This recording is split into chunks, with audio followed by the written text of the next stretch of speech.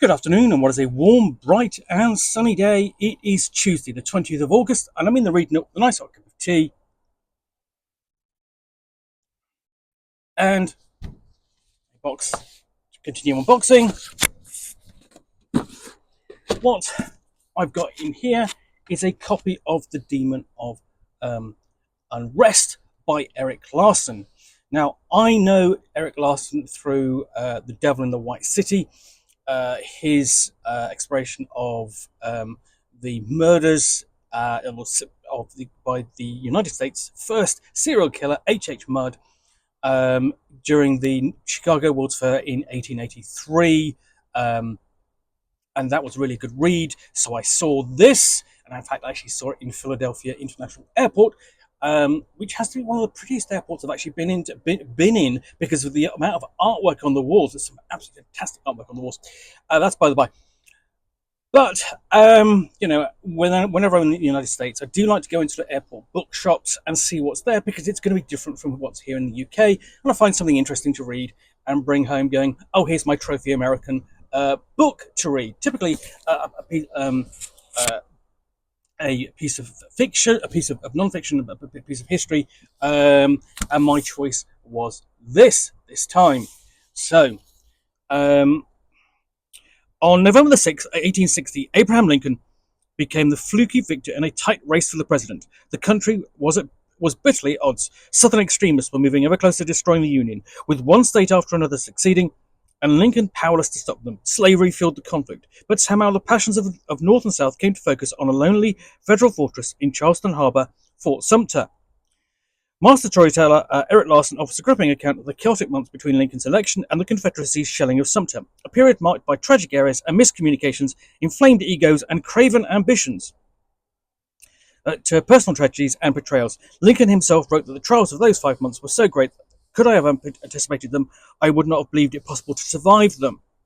At the heart of this suspense-filled narrative are Major Robert Anderson, Sumter's commander and a former slave owner sympathetic to the South but loyal to the Union, Edmund Ruffin, a vain and bloodthirsty radical who stirs secessionist ardor at every opportunity, and Mary Boykin Chesed, wife of a prominent planter, conflicted over both marriage and slavery and seeing parallels between them. In the middle of it all is the overwhelmed Lincoln battling with his duplicitous Secretary of State, William Seward, as he tries to desperately avert a war that he fears is inevitable, one that will eventually kill 750,000 Americans.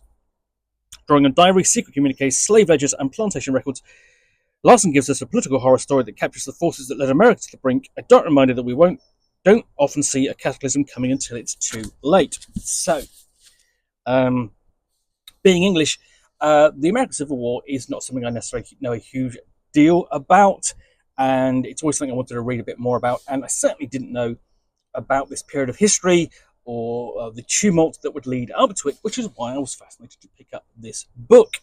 The thing is, literally, we don't get any real teaching in American history in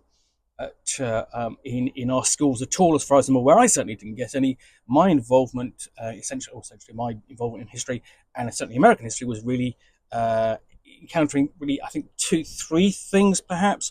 One would be first the America's entry into the First World War, and then into the Second World War, of course. And prior to that, it would be the blockades that the North, the Union, would put around the Confederacy, and would lead to some encounters with English ships attempting to run that blockade during the Civil War. That's about it. And the political scandal involved that followed from that, involving Palmerston, the Prime Minister. So that's about it. So I picked this book up because, hey, finding out more information about a key point in history is always interesting, and especially if you don't know anything about it. So there we've got a picture there of the shelled Fort Sumter, and then we're on to the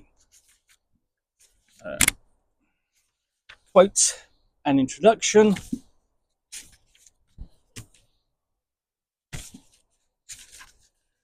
And then we get on to the content itself. Now, there isn't a great deal to look at necessarily in the book. You've got the basic list of contents, map of Charleston Harbor, and then we're actually into the text of the book itself. I'm not going to leaf through this because it's all text and there's nothing really necessary to show you.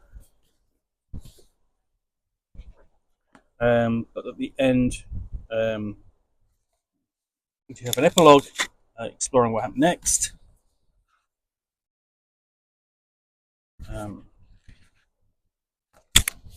List of sources and acknowledgements.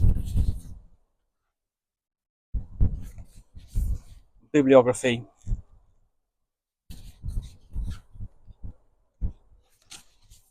And endnotes. And they're quite extensive. And then, of course,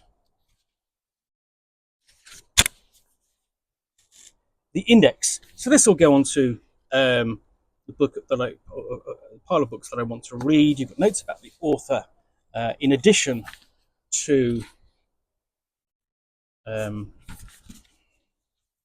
his basically flyleaf blurb, and you've even got some notes there about the typeface used in the book, which is a nice addition. Just a little bit of extra. So that is The Demon of Unrest by Erik Larson. I look forward to giving this a read when I've got time. In the meantime, I hope you enjoyed this unboxing in the Nook. If you did, then please do click on the like button down below. And if you've got any comments or feedback, I do appreciate you taking the time to post those. And lastly, if you want to be alerted to yet more unboxings in the Nook, where you'll see me out here with box, typically containing a book or game or role-playing supplement, or in this case, a history book about the days or months leading up to the American Civil War, which I will unbox and chat about to the best extent of my knowledge for roughly 10 minutes or so, all, of course, accompanied by a nice hot cup of tea. Then please do click on the subscribe button down below. Thanks again for watching another unboxing in the Nook. I will be back again soon with another one. Bye for now.